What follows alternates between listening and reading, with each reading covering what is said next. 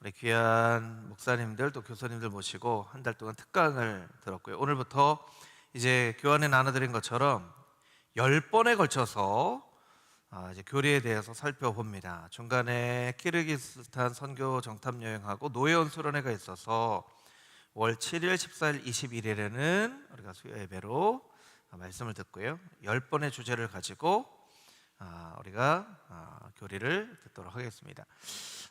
교리하면 좀 딱딱하죠. 교리하면 딱딱하지만 여러분, 교리는 이미 여러분들이 알고 계시는 거고요. 다 성경에서 나온 겁니다. 다 성경에서 나온 거예요. 성경은 때로 시간에 따라서, 때로는 장르에 따라서 이렇게 창세기부터 요한계시록까지 하나님께서 우리에게 주셨지만, 이것을 이제 주제를 가지고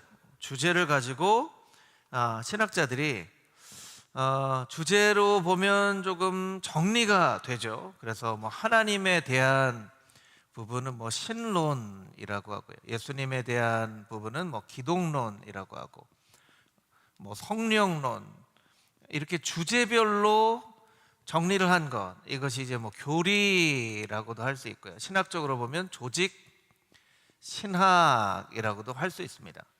그리고 이 교리를 이거 이제 주제별로 나눈 거죠. 성격으로 세 가지로 나누는 것이 있다면 첫 번째는 이제 신조죠. 신조는 제가 3월 첫째 시간에 말씀드린 것처럼 시대를 거쳐서, 신조는 막 변하는 게 아니에요. 시대를 거쳐서 모든 성도들이 동일하게 고백하는 것. 그래서 대표적인 것이 이제 우리가 고백하는 사도신경, 사도신조라고 하기도 하죠. 뭐 동방전교회 같은 경우에는 니케아, 콘스탄티노플 신조라기도 하죠. 두 번째가 이제 신앙 고백입니다. 신앙 고백. 신조와 신앙 고백은 무엇이 다른가? 신조는 이제 이 역사를 통해서 모든 사람들이, 기독교 신앙을 가진 사람들이 동일하게 고백하는 것이라면, 이것은 이제 뭐 장로교에 따라서 신앙 고백이 다를 수가 있고요, 감리교에 따라서 신앙 고백이 다를 수가 있어요. 이건 이제 교파에 맞는 신앙 고백이 있을 수 있습니다. 세 번째가 이제 문답인데요.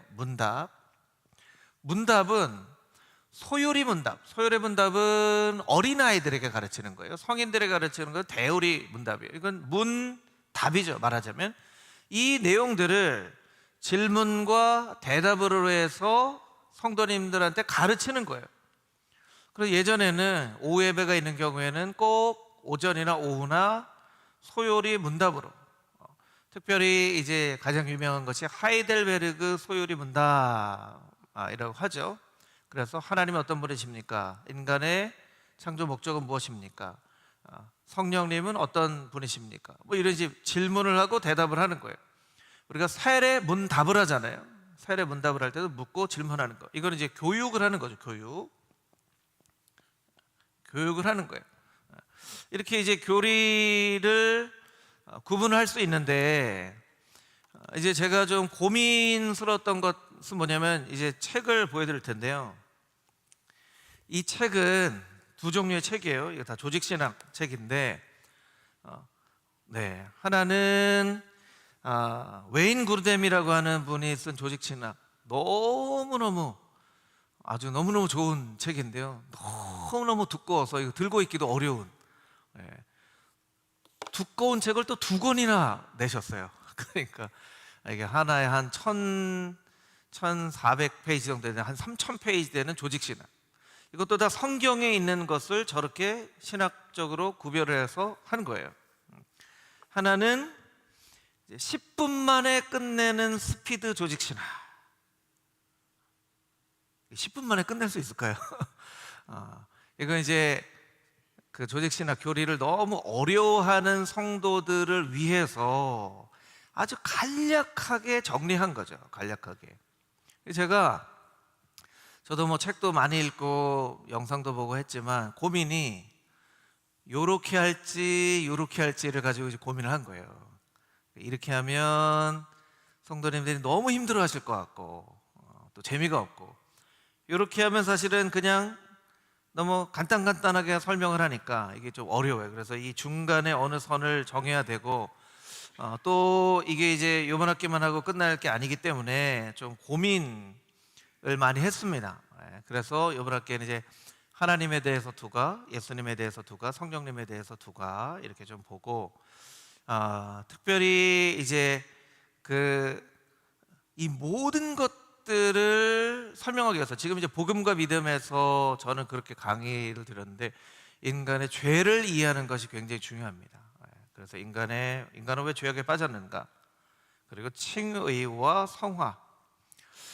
그리고 우리나라가 이제 정치적으로 너무나 혼란스러운 상황이 있기 때문에 영역 주권이라는 아마 여러분에게 생소한 개념일 거예요.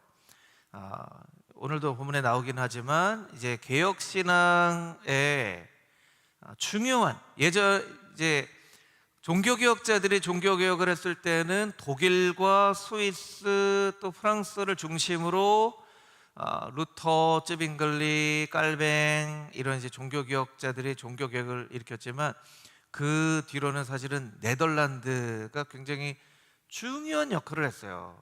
네덜란드가. 그래서 이제 네덜란드의 아브라함 카이퍼라고 하는 그는 총리이면서도 신학자였죠. 영역 주권, 하나님께서 교회라는 영역, 정치라는 영역, 또 경제라는 영역, 각 영역을 어떻게 이걸 하나로 동일시하면 정치와 신앙이 같이 되는 신정 정치. 이슬람 문화는 지금 신정 정치를 하는 거죠. 종교가 정치를 말하자면 통제하는 거예요. 그래서 이 부분을 우리가 조금 이해할 필요가 있다 생각이 들어서 영역 주권을 조금 같이 공부를 해보고 그 다음에 우리의 자유에 대해서 생각을 해보면 한 10번 정도가 됩니다. 10번 정도. 아직 뭐 다뤄야 될 내용들이 너무너무 많지만 이번 학기는 그렇게 하면 이제 6월 말이 되고 이제 7월이 될 거예요. 그러니까 여러분 6월까지 그렇게 10번 정도의 흐름을 여러분들이 잘 보시고 빠지지 않고 나오셔서 한 주 한 주 한 가지 두 가지씩만이라도 여러분들이 잘 기억하시면 여러분의 신앙에 여태까지 알았던 신앙의 내용들에 이렇게 좀 정리가 되어지는 그런 시간이 되어질 것 같습니다. 여러분에게 그렇게 한번 좀 질문을 해보고 싶은데요. 여러분은 하나님을 어떻게 고백하고 있습니까? 여기도 이제 신앙 고백이 있잖아요. 이건 교단의 고백이기도 하지만 우리의 고백이기도 합니다. 우리가 예배 드릴 때 찬양할 때 우리가 하나님은 나의 어떤 하나님입니다라고 고백을 하잖아요. 여러분은 하나님을 어떻게 고백하고 계세요? 여러분의 하나님은 어떤 분이세요? 한번 생각해 보면 좋을 거예요. 큰 소리로 대답해 주면 더 좋고요. 하나님 어떤 분이시죠? 소망이 되시고 살아계신 하나님. 막 틀릴까봐 잘못된 것같아가지고 괜찮습니다. 여러분 고백을 많이 해야 돼요. 많이 해야 되는 이유가 있어요. 많이 해야 되는 이유가 있어요. 우리 신앙도 예수님을 믿게 되면 이제 막 태어난 새 생명이라고 봐도 돼요. 아이가 태어나면 자라나잖아요. 우리가 예수님 믿을 때 새 생명이 태어난 거예요. 우리의 신앙도 자라야 돼요. 속사람이 자라야 돼요. 어린 아이들은요, 배가 고파도 아프고 배가 불러도 아프고 배가 더부룩해도 아프고 이게 잘 모르는 거예요. 자기 감정에 대해서 자기가 몰라요. 아유, 너 배부르구나. 이렇게 꼭 해봐. 그럼 꼭 하면 이제 트림하고 아이들 그러잖아요. 막 울어요. 배고파. 이렇게 하는 거죠. 그러니까 엄마랑 상호작용을 하고 배우는 거예요. 자기 감정이지만 자기 감정에 대해서 배웁니다. 그러니까 아이들이 알아요. 상호작용이 중요하고요. 그런데 그 어릴 때의 상호작용을 제대로 못한 아이들은요, 자기 감정이 뭔지를 모르고 자라나요. 그래서 배가 부른 건데 배가 아픈 거라고 생각을 합니다. 그래서 어떤 일이 일어나죠? 거식증이라는 병이 일어나요. 음식을 거부하는 거예요. 배가 부르면 이거 배가 좀 더부룩한데, 배가 부른데 해야 되는데, 이거 배가 아파 하면서 배를 아프게 하지 않으려면 어떻게 해야 돼요? 음식을 안 먹어야 돼요. 물론 이것이 거식증의 모든 원인은 아니에요. 그런데 거식증의 어떤 부분은 우리의 감정이 분화가 되지 않기 때문에, 그러니까 내 느끼는 감정이 무엇인지를 스스로가 모르기 때문에 사실은 뭉뚱거려서 생각을 하는 거예요. 뭉뚱거려서 아파. 그리고 이것을 이해하지 못하는 것이 삶의 부작용으로 나타나죠. 신앙도 마찬가지입니다. 예수님 믿기 시작한 때에 하나님이란 분이 모호한 분으로 여겨져요. 잘 모르죠. 그런데 예배를 드리고 이런 교육을 받고 같이 신앙생활하는 분들하고 교제하면서 하나님은 어떤 분이시여 하면서 배워야지 하나님 이런 분이시구나 라고 우리가 이해하는데, 그 감정의 분화의 단계를 못 겪는 어린아이처럼 우리가 신앙의 분화를 못 겪는 그런 이 단계를 거치게 되면요, 이건 그냥 하나님이 조금 이해가 안 돼서 좀 불편하지만 우리가 하나님을 어떻게 다 이해할 수 있어 라고 생각하고 넘어갈 부분을 우리 하나님 나쁘네 이렇게 생각하는 거예요.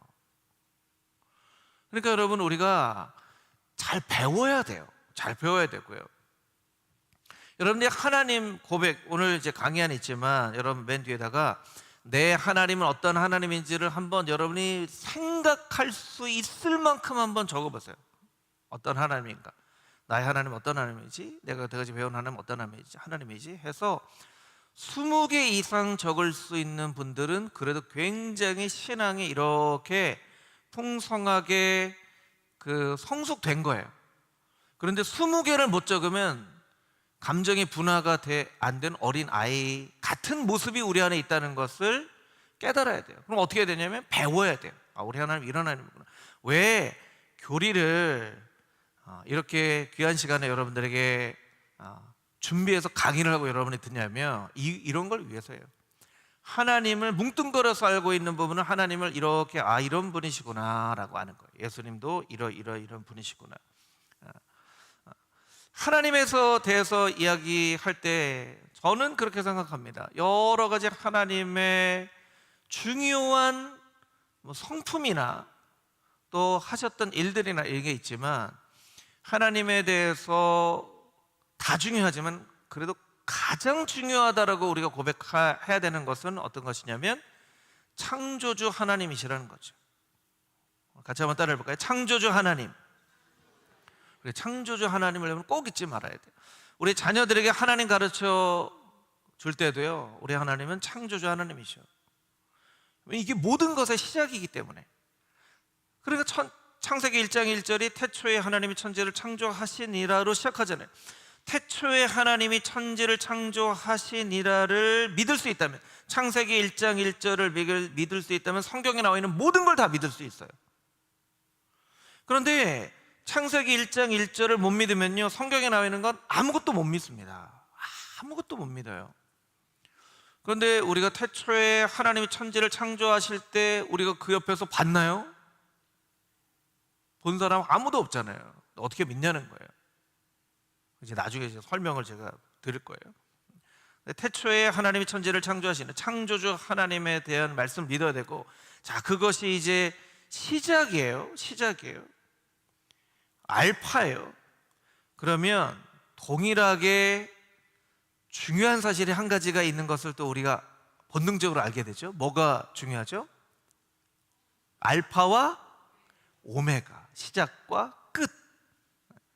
끝은 뭡니까? 심판하시는 하나님. 심판날이 있다는 거예요. 마지막 끝이 있다는 거예요.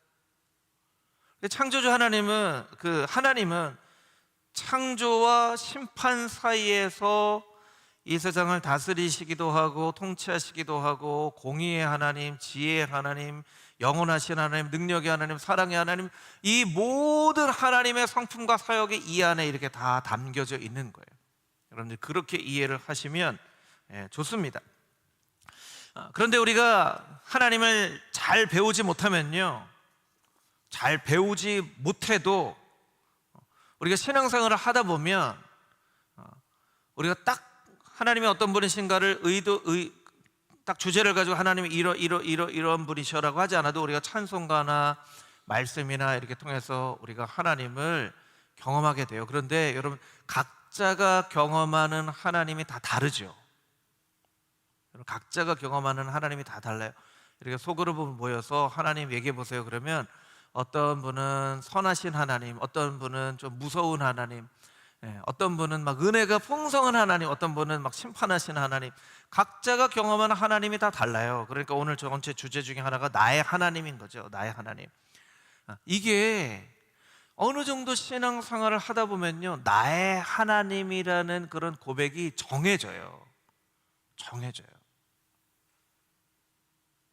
근데 중요한 것은요, 뭐 치유나 상담이나 심리에서 뭐 최근도 아닙니다. 한참 됐지만 이제 뇌가 어떻게 인식하는가를 가지고 접근법을 가지고 연구를 하는데, 감정은 습관이다라는 책의 박용철 교수님은 어떤 얘기를 하냐면요, 우리의 뇌는 잠깐 주제를 이렇게 조금 다른 주제로 옮겨서 우리의 뇌가 제일 좋아하는 감정은요, 행복한 감정이 아니래요. 익숙한 감정이래요. 익숙한 감정. 뇌는 우리 몸에 2%밖에 안 되는 그 질량을 가지고 있어요, 몸에서. 그런데 몸의 전체 에너지의 약 20%에서 25%를 뇌가 사용을 해요. 그러니까 막 열 받잖아요. 열받아. 막 열나. 막 그러고 우리 드라마 보면 예전 어머니들 막 끙끙 앓을 때 왜 흰띠를 이렇게 머리에다가 하고, 그 흰띠가 무슨 효능이 있었나 봐요. 그게 여러분, 그게 어떤 면에서 보면 말이 되는 거예요. 막 에너지를 막 쓰면요, 막 머리에 열이 나요. 과부하가 걸리는 거예요. 그래서 머리 식힌다 그러잖아요. 머리 좀 식혀야 되겠어. 그게 맞는 얘기예요. 머리를 식혀야 돼요. 근데 그래서 뇌는요, 제일 중요하게 생각하는 것이 효율성이에요. 에너지를 너무 많이 쓰기 때문에. 그래서 뇌는 익숙한 감정을 중요하게 여긴다고 합니다. 자, 여러분, 어릴 때 조금 우울하고 좀 부정적이고 이런 감정이 어떤 뭐 가정 환경을 통해서 그런 것에 많이 노출된 아이의 뇌는요, 그 우울하고 그런 감정이 익숙해지는 거예요. 그래서 그런 감정이 안 되고 행복한 감정이 들어오면 막 반가워할까요? 안 반가워한다는 거예요. 이거 나한테 익숙한 감정이 아닌데? 그래서 행복한 생각이나 행복한 일을 뇌가 이렇게 슬그머니 거부한다는 거예요. 거부한다는 거예요. 어릴 때 막 행복한 감정에 많이 노출되어서 자란 아이들은요, 나이가 돼서 막 우울하고 비관적이고 이런 감정이 막 생기려고 그러면 뇌가 뭐라고 생각하냐면 이거 나한테 익숙한 감정이 아닌데? 라고 인식해서 자꾸 행복한 감정을 찾아간다는 거예요. 그래서 사실은 어린 시절에 어떤 환경을 겪느냐가 굉장히 중요하고요. 특별히 어린아이들의 신앙을 놓고 볼 때 교회 학교에서 아이들이 자라는, 특히 어릴수록 유아유치부나 아동부나 어릴수록 올바른 하나님의 말씀을 가르치는 것도 중요하지만 예배와 관련해서, 말씀과 관련해서 행복한 감정을 느끼도록 아이들에게 교육해야 되는 것도 아주 중요한 포인트예요. 그래서 예전에는요, 줄 맞춰 앉아, 똑바로 앉아, 또 허리 펴고 막 그랬는데도 어떻게 이렇게 훌륭하게 신앙인들이 다 되셨는지 모르겠어요. 근데 요즘은요, 막 그렇게 하면요, 아이들의 머리에 교회는 너무나 따분하고, 교회는 맨날 허리 피고 앉아야 되고, 교회는 막 맨날 교회 가면 혼나고, 막 이렇게 생각이 들면 아이들이 커서 그렇죠, 교회를 떠나게 되는 거예요. 행복한 감정으로 아이들이 신앙생활을 하도록 만들어야 된다는 거예요. 실제로 이 감정은 습관이다라는 책의 이 박용철 교수 같은 경우에는요, 신앙하고도 좀 얘기를 해요. 사랑의 하나님을 자꾸 묵상하면 뇌에서, 제가 사실은 정확하게 잘 모르는 영역이에요. 그러니까 여기 있는 대로 그냥 설명을 해드릴게요. 너무 깊이 알려가지 마시고, 전전두 피질이 발달된대요. 그러니까 이 전전두 피질은 어떤 때에 활성화가 되는 뇌의 부분이냐면 공감, 동정, 긍휼, 이타심, 사랑, 이런 것이 이제 막 활발하게 활성화되는 뇌의 영역이래요. 그러니까 자꾸 사랑의 하나님을 자꾸 묵상을 해야 돼요. 사랑의 하나님을 자꾸 묵상해야 돼요. 두려움의 하나님을 묵상할 때 여기 오타가 하나 있습니다. 여러분, 이 페이지에 보면 뇌에, 이 페이지에 두 번째 거 설명을 하고 있어요. 두려움의 하나님을 묵상할 때 두 번째 줄이죠. 뇌에 경고중추예요. 경고중추. 경보가 아니고 경고하는 중추. 두려움과 불안을 관장하는 편도체가 발달해서 스트레스, 상처, 이기적인 행동, 원한, 죄책감, 갈등, 이런 활동들이 막 활발하게 나타날 때에 활성화가 되는 편도체를 자극한다는 거예요. 그러니까 두려움의 하나님, 막 성경을 읽을 때 두려움의 하나님 막 하면 막 마음 가운데 숨겨놨던 막 원한이나 죄책감이나 갈등이나 막 이런 게 막 활성화가 된다는 거예요. 그러니까 우리의 감정에 따라서, 하나님을 어떻게 묵상하느냐에 따라서도 우리가 성경을 읽을 때 굉장히 은혜가 되는 말씀이 정해질 수 있다. 이건 이제 뇌과학자들이 이야기를 하는 거예요. 그러니까 우리가 하나님에 대해서 잘 알아야 되겠죠. 하나님은, 성경에서 말씀하시는 하나님은 사랑의 하나님이시기도 하고 공의의 하나님이시기도 하지만, 너무 일방적으로 공의의 하나님만 강조하면 그 사람의 얼굴에 평안함이 없어져요. 사랑의 하나님도 자꾸 묵상을 하고, 사랑의 하나님, 은혜의 하나님. 그래서 이제 종교개혁자들이 여러 가지 많은 주제가 있지만 오직 말씀, 오직 은혜라고 모토를 잡은 이유가 거기 있어요. 신앙생활에 많은 것들이 있지만 우리는 은혜가 있어야 돼요. 은혜. 그 이유가 뇌과학자들의 연구를 통해서도 이유가 이제 밝혀지는 거죠. 자, 그렇게 우리가 하나님을 고백하게 될 때, 이제 성경에 봐도 이제 나의 하나님에 대한 고백이 여러 가지 고백이 나오는데, 오늘 읽은 시편 84편도 그런 고백 중에 하나죠. 시편 84편은 성전으로 올라가는 노래인데, 바벨론 포로기 전에 쓰여졌다는 이야기도 있고 후에 쓰여졌다는 이야기도 있어요. 그런데 이 시편 84편이 가지는 독특한 점은요, 유대교, 카톨릭, 루터교, 성공회, 개신교에서 다 사랑받는 시편이라는 거예요. 어떤 말씀은 유대교에서는 강조되는데 기독교에서는 강조 안 되는 말씀도 있고, 또 카톨릭에서는 강조되는데 개신교에서는 강조가 안 되는 그런 말씀들이 다 있어요. 그런데 이 시편 84편은 모든 이 교파나 모든 크리스찬들이 다 사랑하는 말씀이라는 거예요. 이 말씀에 보면요, 오늘 이 말씀을 본문으로 정한 것이 이제 나의 왕, 나의 하나님. 그래서 성경 주석학자들은 시편 84편은 특별히 성전으로 올라가는 자기의 신앙의 고백이기도 하지만, 바벨론 포로기 이후에 쓰여졌다라고 이야기하는 사람들은 바벨론 포로기 이후에 신앙을 자녀들에게 어떻게 교육할지를 고민하던 부모 세대가 자녀들에게 신앙 교육을 하기 위해서, 문답이 신앙 교육이라고 했잖아요. 소율의 문답이 어린아이들에게 교육하는 문답이에요. 이것을 위해서 시편 84편을 많은 사람들에게 가르친 것이 아닌가, 이렇게 이제 생각하는 사람이 있어요. 그래서 고백이 뭐냐면 나의 하나님이에요. 나의 하나님. 나의 하나님 어떤 하나님이신가? 그래서 84편 3절에 보면 나의 왕, 나의 하나님, 만군의 여호와여, 이렇게 고백하고 있고요. 동일하게 어떤 하나님으로 고백하고 있냐면 9절 말씀에 보면 우리 방패이신 하나님이요, 우리의 하나님으로 고백하고 있어요. 이건 나의 하나님일 뿐만 아니라 우리 모두의 하나님이다라고 고백하고 있다는 거예요.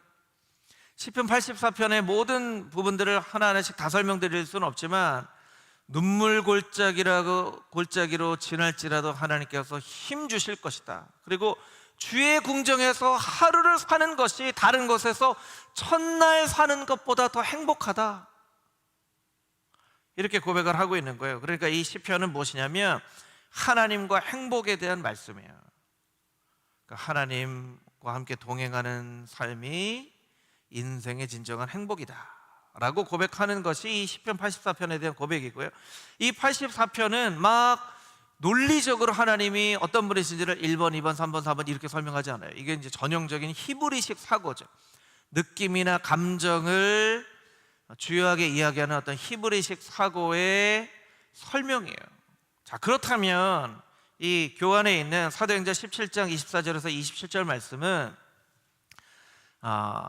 에베소에서 아테네에서 복음을 전하는 그 본문의 말씀인데 아레오바고의 이 설교 말씀이죠.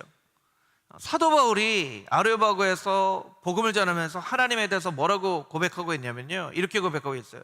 첫 번째, 우주와 그 가운데 있는 만물을 지으신 하나님. 그러니까 사도 바울이 진짜 사도 바울은 너무 멋진 분이에요. 하나님에 대해서 이야기하면서 딱 처음에 얘기하는 것이 우주와 천지 만물을 지으신 하나님.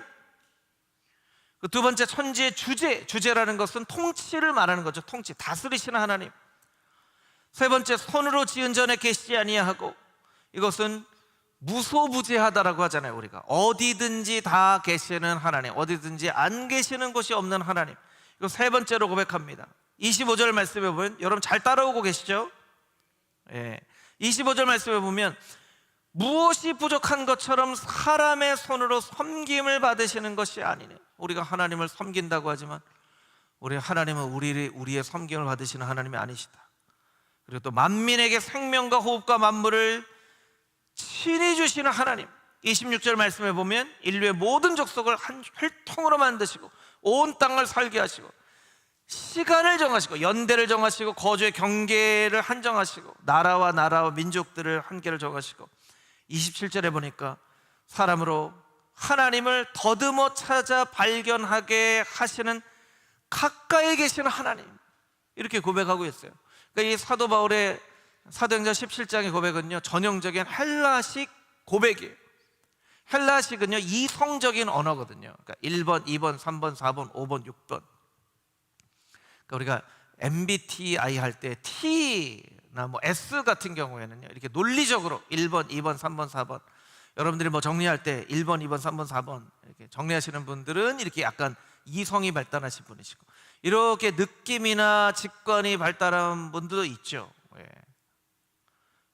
그래서 냉장고를 딱 열어보면 이게 막 날짜별로 착착착착 정리가 되는 분도 있고, 그냥 이렇게 약간 무질서해 보이긴 하지만 어디 있는지 다 알아요. 그래서 여기 이렇게 샥샥샥 꺼내서 요리하면 이런 분도 있고, 이게 뭐가 정답이 없거든요. 그러니까 히브리식 신앙의 고백, 헬라식 신앙의 고백, 이런 고백이 있는데, 우리가 중요한 건 무엇이냐면 이게 다 하나님을 향한 고백이라는 거예요. 하나님을 향한 고백.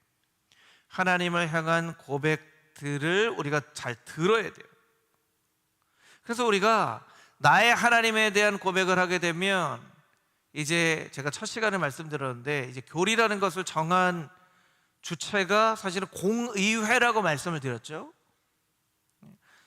AD 100년부터 400년까지 너무나 많은 이단들이 나타나서 예수님에 대해서, 하나님에 대해서 막 딴 얘기를 하니까 여러 공의회가 모여서 우리가 동일한 고백을 할 수 있도록 정하자 해서 여러 차례 각 지역의 대표자들을 모아서 정한 것이 이제 신조, 신앙의 고백이에요. 그러니까 우리 하나님에 대한 고백이 중요합니다. 우리 하나님에 대한 고백이 중요해요.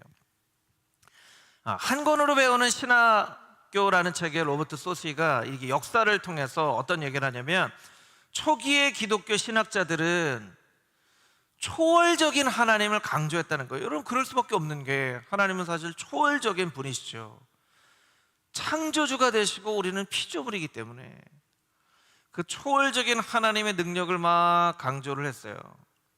근데 어거스틴이라는 교부가 나타나서 굉장히 인격적인 하나님,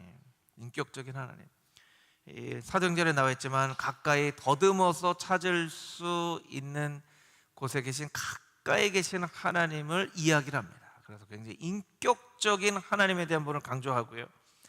토마스 아퀴나스라고 하는 중세 가톨릭 철학자는 철학을 통해서 하나님을 인식하려고 노력했죠. 이해하려고 노력했어요.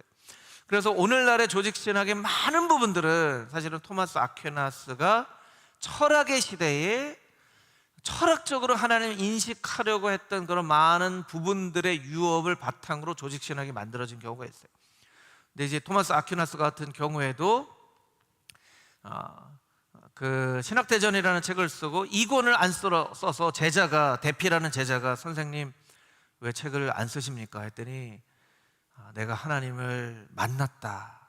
하나님을 만나고 나서 보니까 내가 여태까지 쓴 책이 너무나 지푸라기처럼 쓰잘데기 없는 것처럼 보여져서 내가 책을 못 쓰겠다. 이렇게 이제 말한 고백이 있다고 해요. 그러니까 이제 하나님을 경험하는 것이 얼마나 중요한가를 이제 토마스 아퀴나스의 삶을 통해서도 이야기를 해주는 거예요. 시대를 지나면서 이제 종교개혁자들은 어떤 이야기를 했냐면 역사 속에 주권적으로 개입하시는 하나님을 그들의 신앙으로 고백합니다. 왜냐하면 역사가 어두운 시대 가운데 있었는데, 여러분 한번 생각을 해보세요. 종교개혁은요, 어떻게 보면 성공할 수가 없는 개혁이에요. 왜냐하면 개혁을 하려는 목적으로 시도한 게 아니기 때문에 그래요. 자, 이제 우리가 카톨릭의 부패를 뒤집어 엎고 우리가 개혁을 한번 해봅시다. 정말 사람 살만한 세상을 만들어 봅시다. 이렇게 시작한 게 아니에요. 아무리 성경을 보고 묵상을 해봐도 이건 아닌 것 같은데 하고 쓴 게 마틴 루터의 95개 조항 반박문이에요. 그런데 그런 마음을 사람들이 다 어느 정도는 가지고 있었어요. 근데 마틴 루터가 용기 있게 이건 아닌 것 같습니다 하고 했더니 사람들이 맞아 그래 나도 저렇게 생각했어 해서 사람들이 맞아 하면서 일어나게 된 게 이제 종교개혁이거든요. 그러니까 어떻게 보면 종교개혁은요, 성공할 수 없는 어떤 무브먼트예요. 그러니까 그런 종교개혁의 역사들을 이렇게 지내오면서 종교개혁자들이 보니까 이건 정말 하나님이 역사하시지 않고는 절대로 일어날 수 없는 일들이 일어났구나 하는 고백을 하게 되는 거예요. 여러분, 우리나라의 역사를 보면서도 그런 고백을 하게 되죠. 이건 정말 하나님이 은혜를 베풀어 주시고 하나님이 역사하시지 않으면 절대로 일어날 수 없는 일들이 일어났다. 이게 우리나라의 역사잖아요. 오늘날에도 아무리 세상이 어렵고 정치적으로 이렇게 어려워도 여러분, 우리가 정말 나라를 위해서 기도를 많이 해야 되는 게, 어떻게 결정이 나든 당분간은 막 양쪽 진영으로 나눠져서 한참 동안 시위도 하고 반대도 하고 막 할 거예요. 그 시간이 지나면서 이렇게 색깔이 옅어져야 되는 것처럼 그렇게 되어질 수밖에 없어요. 그러니까 어느 정도의 시간은 이런 시간을 이제 견뎌내야 됩니다. 견뎌내려면 은혜가 필요합니다. 그래서 더 은혜를 위해서, 교회를 위해서, 교회가 이 세상 가운데 은혜를 이야기할 수 있도록, 이건 이제 옳고 그름이나 정의의 문제로는 해결되어질 수 없는 그런 문제예요, 사실은. 그래서 이건 이제 여러분들이 그렇게 종교개혁자들처럼 이 가운데도 하나님께서 개입하시고 역사하시는 분이시라고 우리가 고백할 수 있어야 된다라는 것이죠. 다음 장으로 넘겨서 세 번째 장을 보면요, 18세기, 19세기, 1700년대, 사실은 1700년대 훨씬 이전에도 그랬지만 이성이 발달을 하면서 하나님을 막 이성적으로 토마스 아퀴나스의 중세 철학의 시대보다도 훨씬 더 분석하기 시작했는데요. 이건 사실은 이성이라기보다도 과학이 맞습니다. 과학이 발달하는 거죠. 산업혁명이 일어나고 증기기관차가 만들어지면서 과학이 발달하면서 과학과 함께 이성이 막 증명할 수 있는 법칙들을 막 만들어내요. 이게 신학에도 영향을 주죠. 그래서 여러 가지 신앙의 형태가 나타나요. 그래서 막 이성적으로 막 이게 신학을 판단하는 것이 이제 자유주의 신학인데, 그러다가 한계를 경험해서 뭐 윤리적인 하나님, 체험적인 종교, 뭐 신화적인 건 다 빼버려야 된다, 뭐 이런 이야기들이 이렇게 막 일어나는 시대를 겪고 나서 오늘날 우리가 믿는 어떤 그런 개혁교회 전통의 신학이 이렇게 체계가 만들어진 거예요. 이게 우리의 고백이 되어지는 거죠. 근데 결국에는 뭔가 특별한 게 고백되어진다고 생각하지만, 사실은 예전에 우리 신앙의 선배들이 고백했던 사도신경의 신앙의 고백처럼 우리가 똑같이 이제 고백을 하게 되었어요. 그래서 뭐 영상을 하나 준비하긴 했는데 오늘 이제 시간이 많지 않아서 영상은 다음 시간에 한번 좀 보기로 하고요.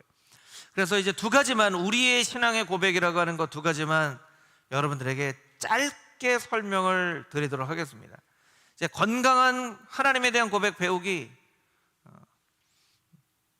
건강한 하나님에 대한 고백을 배워야 된다고 말씀드렸죠. 두 가지가 있어요. 하나는 종교개혁의 후손들이 하나님을 고백한 그 고백이 있고요. 하나는 우리가 이제 대한예수교 장로회잖아요. 장로회 전통에서 고백하는 그 고백이 있어요. 여러 가지 고백을 다 볼 수 없기 때문에 하나님은 어떤 분이신가 하는 고백을 보니까요, 벨직 신학 고백이라고, 신앙 고백이라고 하는 것은 1561년에 만들어졌는데 이제 네덜란드를 중심으로 한 개혁교회의 신앙 고백이에요.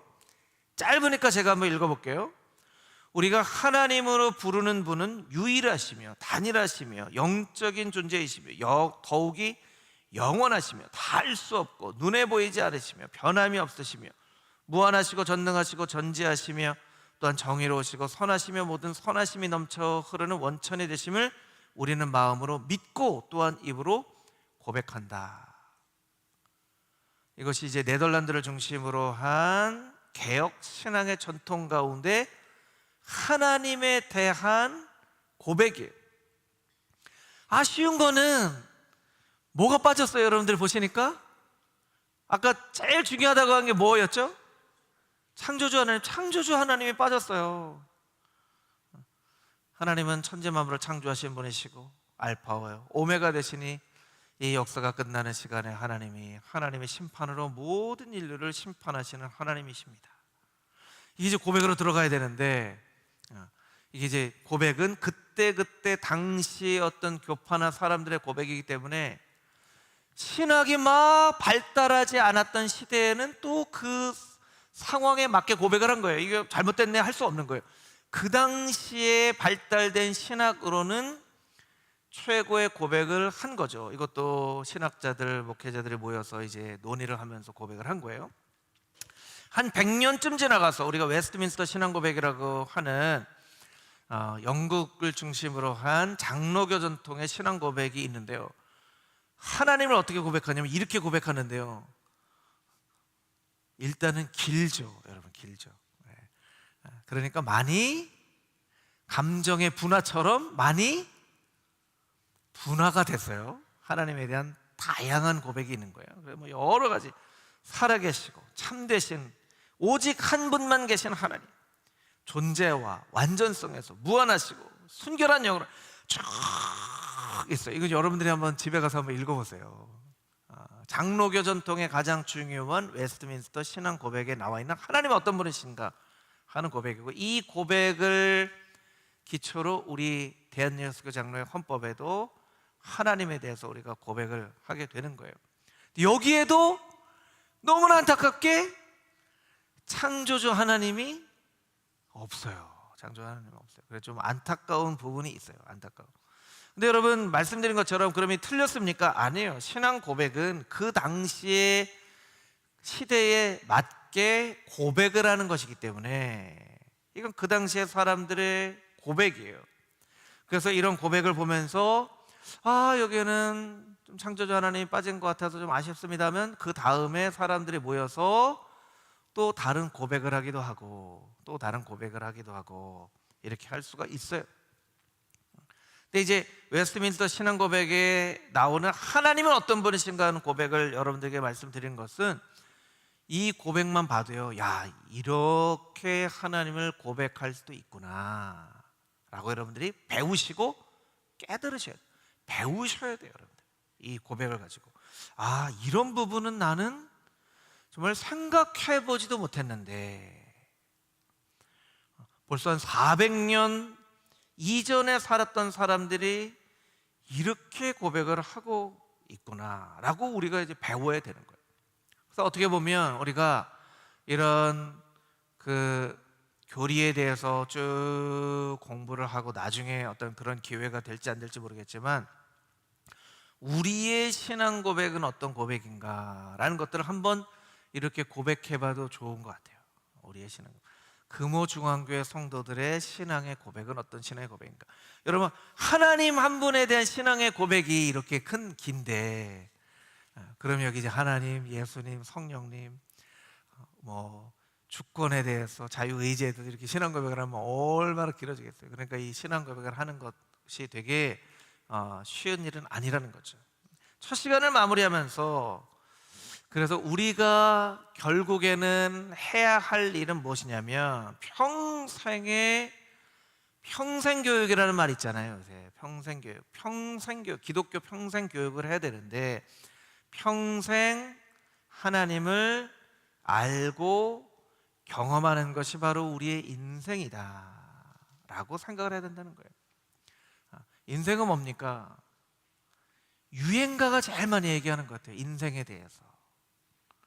그런데 우리가 기독교 신앙을 가진 사람으로서 우리의 인생은 무엇입니까? 하나님을 경험하고 알고 믿는 과정이 우리 인생입니다 라고 고백을 해야 된다는 거예요. 에베소서 5장 1절 말씀을 우리 마지막으로 같이 읽고 마치도록 하겠습니다. 에베소서 5장 1절 말씀 우리 같이 읽겠습니다. 시작.